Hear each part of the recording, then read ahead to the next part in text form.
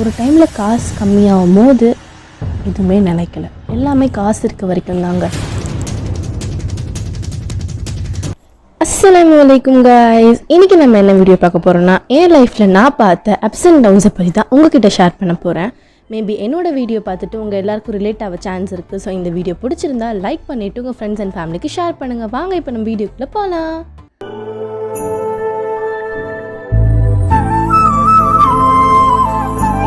இப்போ நான் என்ன சொல்ல போகிறேன்னா, என்னோடய அப்பாவியான பேரண்ட்ஸை பற்றி தான் சொல்ல போகிறேன். ஸோ என் பேரண்ட்ஸ்க்கு ஒரு பொண்ணு இல்லை, 2 பொண்ணு இல்லை, 3 பொண்ணு. இந்த 3வது பொண்ணே நான் தான். ஸோ நான் பிறக்கிறதுக்கு முன்னாடி என் பேரண்ட்ஸ் ஒரு பையன் வேணும்னு ரொம்பவே எக்ஸ்பெக்ட் பண்ணாங்க. பட் அன்லக்கிலி நானும் ஒரு பொண்ணாகவே பிறந்துட்டேன். டேடி மம்மிக்கு ஒரு ரொம்ப பெரிய ஆசை, இந்த மாதிரி ஒரு பையன் இருக்கணும், மேபி அவங்க ஃப்யூச்சரில் சப்போர்ட் பண்ணுறதுக்கு கூட அவங்க இருக்கணும் அப்படின்னு ஆசைப்பட்டாங்க.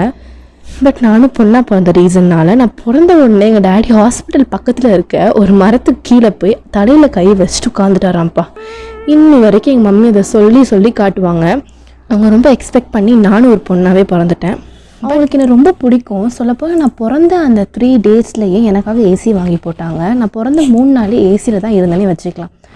எங்கள் 3 பேருக்குமே வலி, ஒரு கஷ்டம் அப்படின்னா என்னென்னு எங்கள் 3 பேருக்கு தெரியாத அளவுக்கு தான் வளர்த்தாங்க. ஸோ எங்கள் டேடி மம்மி கிட்ட எல்லாருமே சொல்லுவாங்க, உங்கள் பசங்களுக்கு கஷ்டம்னா என்னென்னே தெரியாது, எப்படி வளர்க்குறீங்க அப்படின்னு. எங்கள் டேடி அப்போ ஒரே வார்த்தை தான் சொல்லுவார், பசங்களுக்கு வளர அதே புரிஞ்சுக்கோங்க, அதுங்களுக்கே புரியும் அப்படின்னு. ஸோ அப்புறம் எங்கள் டேடி எங்கள் 3 பேருக்காகவும் ஒரு ரூம் மேக் பண்ணி கொடுத்தாங்க. எங்கள் 3 பேர் ரூமே ஒரு பிரின்சஸ் ரூம் மாதிரி இருக்கும். பிங்க் கலரில் ஃபுல் ஏசி போட்டு ஒரு பிரின்சஸ் மாதிரி தான் நாங்கள் 3 பேருமே இருந்தோம். ஆக்சுவலி அப்படி தான் எங்களை ட்ரீட் பண்ணாங்க. ஸோ கஷ்டம்னா என்னென்னே தெரியாத மாதிரி தான் நாங்கள் வளர்ந்தோம். எங்கள் டேடிக்கு பிஸ்னஸ் இம்ப்ரூவ் ஆச்சு. இன்னுமே அல்ஹம்துலில்லாஹ் நிறையவே காசு வந்தது. நாங்கள் நல்லாவே இருந்தோம். ஸோ காசு அதிகமாக சொந்தக்காரங்களும் சேருவாங்க அண்ட் மரியாதையும் அதிகமாகும். ஸோ எல்லாருமே க்ளோஸாக இருந்து நாங்கள் தான் எல்லாம் அப்படின்ற மாதிரிலாம் இருந்தாங்க.